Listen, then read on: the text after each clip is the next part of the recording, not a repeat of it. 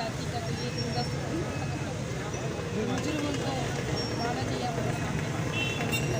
एक लगा मैं मौजूदा हुकूमत से ये सवाल करना चाहती हूँ कि उन्होंने रियासत मदीना का नाम लिया है, जिस रियासत का दस्तूर है कुरान था, और इस कुरान ने जो औरत की हिफाजत का निज़ाम बनाया, मुआशरे के अंदर जो कवानीन उतारे ऐसी सज़ाओं के लिए, क्या वो कभी कुरान को खोल के देखते हैं? कभी इस किताब को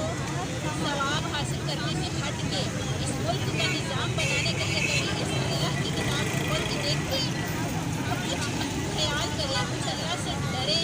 जो कुछ उनकी छतरियों के नीचे जो ड्रामे बन रहे हैं, जो मीडिया इश्तिहार चला रहा है, एक से एक बढ़कर बेहया और वल्गर इश्तिहार, जिसने औरत को जो बेहया किया है, खुदा की कसम मेरे मुल्क के मर्द भी बेगैरत हो गए हैं, ये पुलिस बेगैरत हो गई है, ये सब लोग गैरत हो गए हैं। इनकी नाक के नीचे ये सारा कुछ हो रहा है। कुछ अल्लाह का खौफ करें, अल्लाह से डरे, इससे पहले कि अल्लाह के हाथ से कुछ बड़े अजाब उतर आए। इन ड्रामों को बंद करें, इन इश्तिहारों पर नज़र डालें, ये बच्चों वाले इश्तिहारात नहीं हैं, इन पर नज़र डालें और अल्लाह से डरें, इनको बंद करें।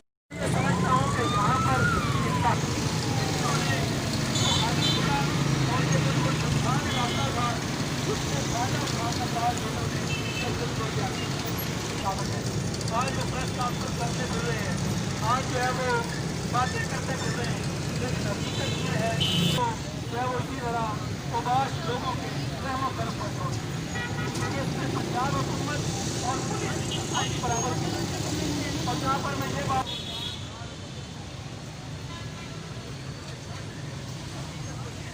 बच्चियाँ के सब आज इसलिए एहतजाज के तौर पर यहाँ पर मौजूद हैं और ये एहतजाज कर रही है और ऐलान कर रही है। और इसके साथ ये जो मुजाहरे, ये जो अपने एहतजाज, ये इंशाल्लाह जारी रहेंगे। और जुमेरात के रोज़ 17 तारीख को 11 बजे से लेकर शाम तक